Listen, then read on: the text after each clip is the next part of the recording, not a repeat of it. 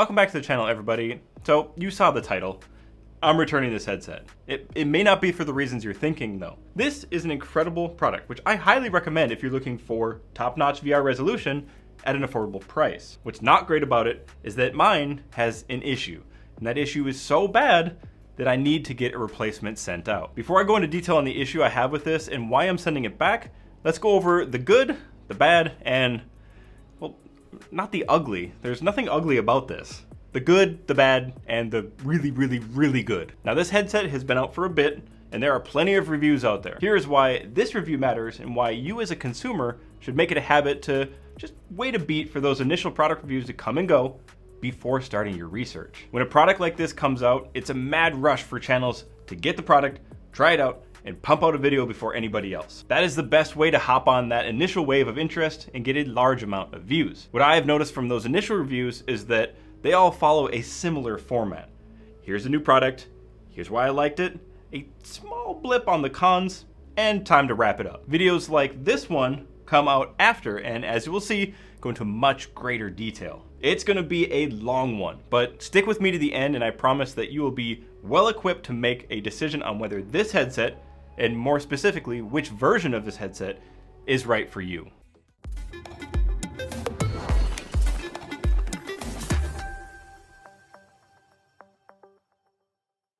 Starting with comfort. With its reduced weight, the Crystal Light is a genuine pleasure to wear. It has a generous forehead pad, which that's something I prefer over the way that something like the Quest 3 or Vive XR fits. The rear pad is thick, spongy, and comfortable, and the top strap has plenty of adjustability to fit all head sizes. The ability for the Crystal Light to pivot up at this point makes it super easy to slip on and off. Rotating it up on my head to adjust settings or find a switch is so much easier than having to remove the whole headset. If I had a complaint on comfort, it would be that the pressure points that this headset puts right under your eyes. This is also where I start to grow some stubble after a few days without a shave, and the position that this sits on rubs just right on that area of hairs. Of course, that may not be the case for you, but for me, there are more comfortable headsets out there, but this ranks pretty high on the list. Without the counterweight that's provided by the battery on the original Crystal, the Crystal Light gets a bit front heavy. It's not terribly unbalanced, but it does have enough front weight to start putting pressure on the cheekbones during longer sessions. What's nice about the Crystal is that it does have a removable pad on the front. Once the aftermarket versions come out, I'm sure there's going to be much more comfortable options that you can just slap right on there. I've received some products from Studio Form, which offers a new face insert and also a way to add space in between your eyes and the lens. Options like that do exist. You just have to wait for them to come out to make this just a tad more comfortable. But out of the box, it's not bad. One thing to note is that when you're taking off that foam on the faceplate, just do it slowly and make sure that you don't just rip it off of there, because the glue holding the Velcro on is a little weak. There are some nose flappy rubber pieces here to block out the light from underneath. I did find that these brushed up against my nose a little bit and were slightly annoying. Routing of the cable is a little unorthodox, having to come down the top, wrap around, and then go inside, but it does keep it from bending. It seems odd at first, but it kind of just works, and it does keep it from sliding out. On the top right side, you have your power button and also a volume rocker to adjust the volume of the headset. One thing that's nice in the software is that if you don't have controllers, you can still do pretty much all the tasks, like the basic tasks of room setup, using where you're looking and then the volume rocker to select. Not perfect, but dang close. I had zero tracking loss during my testing, and there were even a handful of times where I forgot to turn the lights on in my room. Still rock solid.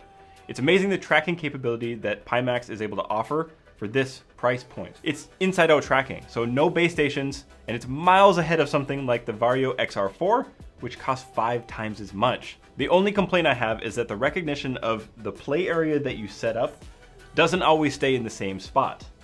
I've sat down in my cockpit on several occasions only to find that the play area was around 5 feet to the right or to the left. It's not a huge pain, as a long press of the Pimax button on the controller resets it, but it is definitely annoying for sure. I have noticed some controller tracking loss on occasion, but it isn't an egregious amount and only happens in the usual over the head movements. If the Quest 3 wasn't so good at tracking its controllers, I would say that the Crystal Light controller tracking was top notch. Unfortunately, Meta has really set the bar for both positional and controller tracking, so everything is getting compared to that. And the Pimax, although close, just doesn't quite meet the same standard. For you flight simmers out there, it's not gonna be an issue. You probably aren't even using the controller anyway, except to like reset your seat position. But if you do PCVR games that do require controllers, well then, yes, you might see some tracking issues now and again. This is something you just can't convey in a YouTube video. It's not great, but here's a couple through the lens shots.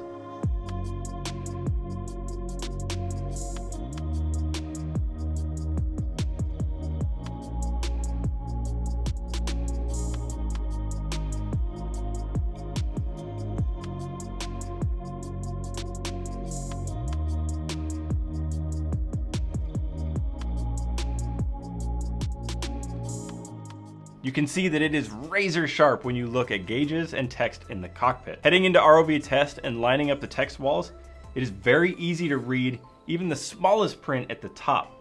If you are upgrading from something like a Quest 2 or a Reverb G2, you will be blown away by how clear this is. Keep in mind, this clarity in the sim is only seen if you have a powerful enough graphics card. Turning down the render scale to grab enough FPS will impact how clear things are. Make sure you take the time to run through all of the VR settings in the sim and also in OpenXR or Steam VR to be able to keep that render scale at 100. Easy test for brightness. Hop on the flight simulator, set the time to night, then inject a thunderstorm. Flying in the dark clouds amid flashes of lightning will really give you a sense of how bright your headset will get.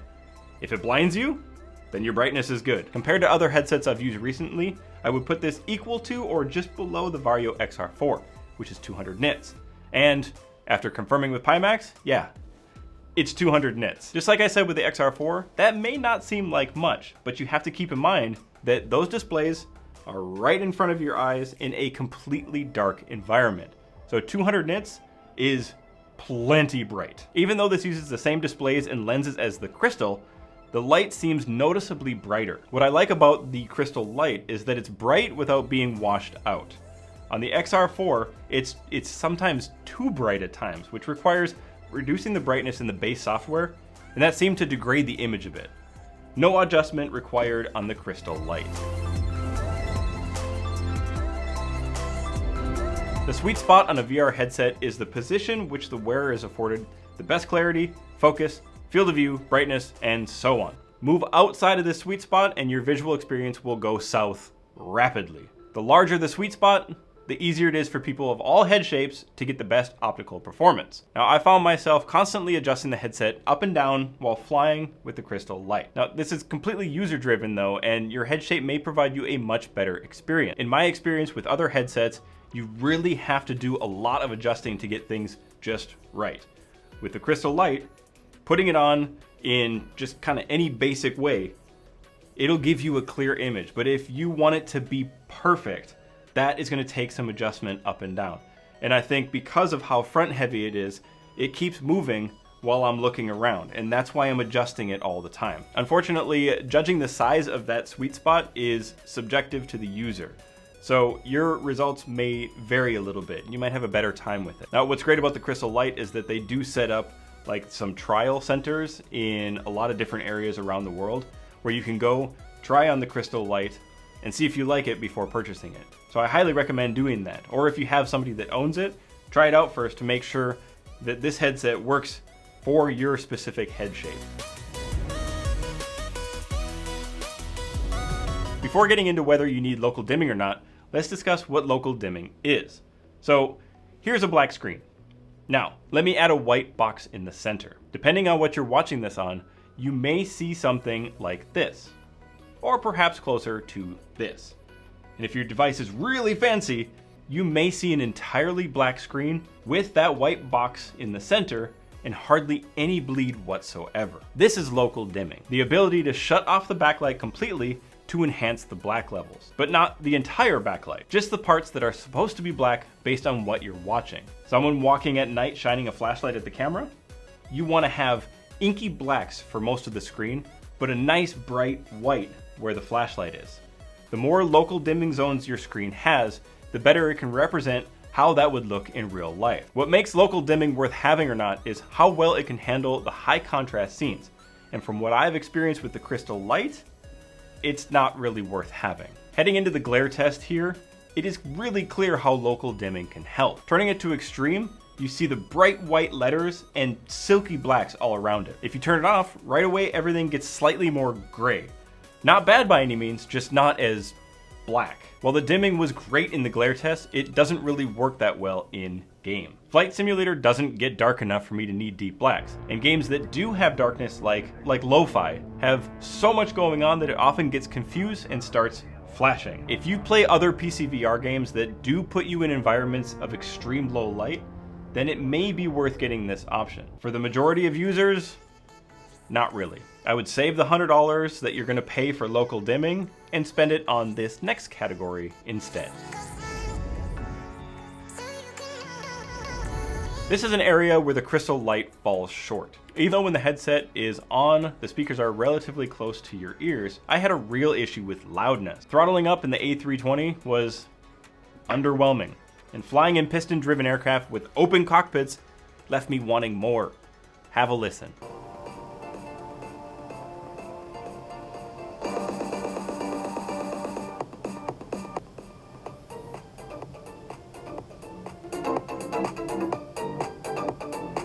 Let's compare that to the XR4 and the Quest 3.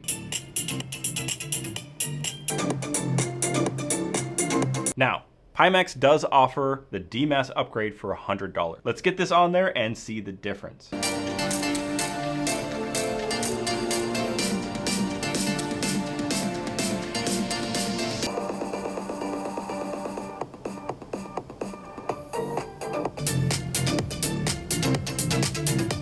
That is how every headset should sound.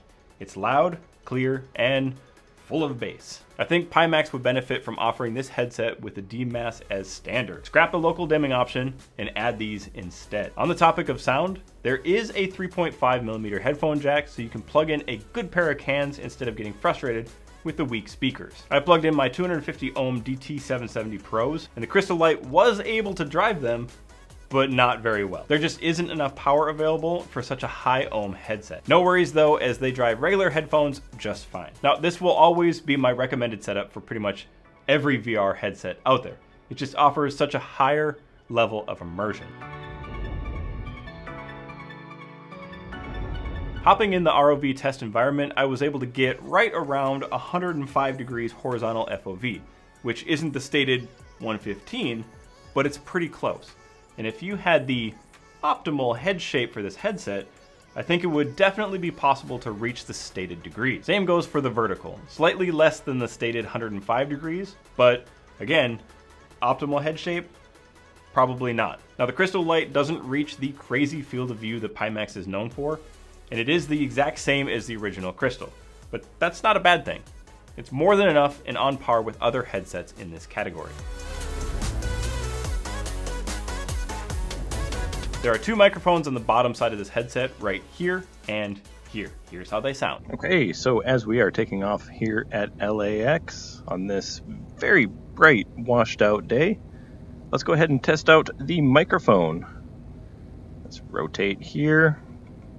Gotta remember what I mapped the gear to. Oh, too far.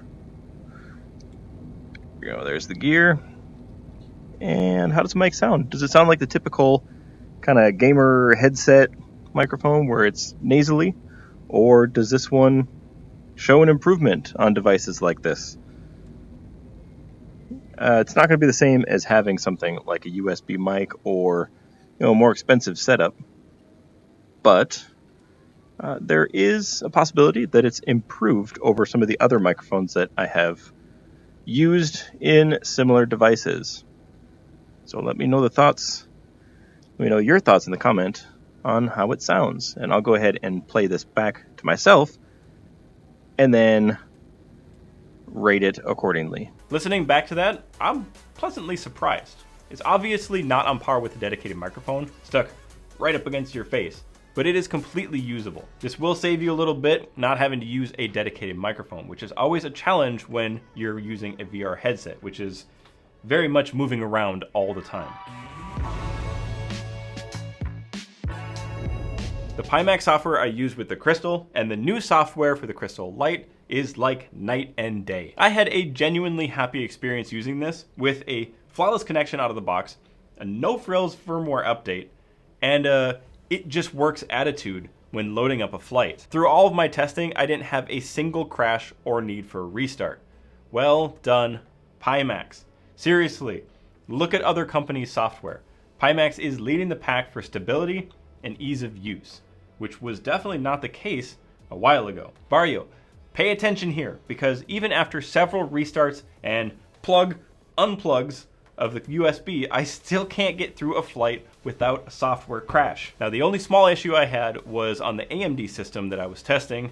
There was some non-responsiveness when selecting the General tab on the device settings window. Only that tab. Weird, right? You click it and it just like times out for several minutes. It does work eventually, but during that time, you can't do anything with the software. On the Intel system, I did not have that problem. Trying to push 2880 by 2880 per eye is a lot, and your GPU, or in some cases your GPU and CPU, are going to feel it. I am running some benchmarks on both Intel and AMD systems, and I gotta be honest, the Crystal Light may be cheaper than other similarly spec'd headsets, but plan for a GPU upgrade to use the Light at its full potential. And I mean, come on, you won't want to do the Light dirty like that by lowering the resolution. If your GPU can't handle it, and that means like 4080 and up, go for a slightly lower resolution headset. This is a huge selling point for the Light, and a piece of the VR headset puzzle that might be often overlooked. How a headset connects to a PC may seem like a trivial thing, but it's actually a huge factor in how easy the headset is to use. The OG Crystal uses a USB hub that has one connection to the PC, two to the headset, DisplayPort from the headset, and power. It is a mess. Oh, and you also have a battery that you need to have charged to use it. Now, look at the connection for the Crystal Light. It's so much better. DisplayPort, USB, power. Done. And it's all in a small form factor, not a chungus connection point. Because of my setup, I didn't have an issue with the length of cable, but your mileage may vary on that one. The power adapter is nice because it does come with different adapters for different regions, and it is also 120 to 240 volt capable. Now, this headset does have pass-through, but it's not great. Like, really not great. Pass-through is usable for like grabbing your mouse or something if you need to find basic things, but that's it. It's black and white, really low resolution, and it's not something that this was really designed for. And that's okay, because it's not marketed as like a mixed reality headset. There is IPD adjustment, and it is quite a large range. It is manual though, which I don't see as really a problem. I think that's one less thing that's going to fail. Like on the Vario XR4, it does have that automatic IPD adjustment. And you're like, that's great, it's really convenient. But it sounds like it's gonna break every time. Those motors are reaching their endpoints, and it's grinding. And we have a lot of dust in this country here, and I'm worried that those motors are gonna get some dust in there and then break. And what happens at that point? Like, I have to send it back to get it repaired? That's a hassle in itself. So having a little wheel to manually adjust your IPD, I'm okay with that. If there are so many positives with this headset, then what's my main issue, and how bad must it be for me to send it back in? The problem I'm having is focus. When flying with the Crystal Light, I noticed that when I would look at the instruments and then look up outside of the aircraft, say like at the runway during landing, I would have a hard time focusing, specifically on my left eye, and I would start to feel like sore and eventually have pain. This could be a sign I need glasses, right? Well, maybe. If I didn't have the original Crystal, Quest 3, and XR4 available for comparison. Putting on any of these headsets was a huge relief. No focus issues found. My guess is that the distance between the lens and the screen on the left or right side, or maybe both, is off. The lenses on the Crystal Light are removable. Good to know if you ever need to replace them. So I popped them out and reseated each one very carefully. Well, that didn't help. Now, I know it's not a vertical or horizontal issue because you can manually adjust this in the software. Now, if you ever need to do this, do yourself a favor and don't move the sliders around with the headset on. Seizure inducing indeed. Pimax has been pretty awesome through the troubleshooting and replacement process, and I really hope that that willingness to correct the problem carries over into the support team. With any product, there are going to be defects, and that's okay as long as Pimax is willing to replace it and to correct the problem. For me, they're replacing mine. All is good. We'll see when the new headset comes in if that is any better. I think that pretty much covers everything about the Crystal Light. Let's break it down into a much simpler conclusion. Great clarity and brightness, insane resolution if your GPU can handle it, some small issues with fit and finish. It's between $599 and $899 depending on your choice of local dimming or controllers. Discarding the focus issues with my specific headset, I think that the Crystal Light is the headset to get in 2024. It is one of those try it to believe it scenarios. Once you throw this headset on, you will not be disappointed. And if you were looking for the absolute best in resolution and clarity, this is the headset to get. And it helps that the price is low enough to make it affordable. If you made it this far into the video, thanks for sticking around, and I hope you learned something from this deep dive. If you want to check out the Pimax Crystal Light, which I really think you should if you're looking for a new headset, it will be linked in the description below. Thank you all for watching. Don't forget to subscribe, and I'll see you in the next one.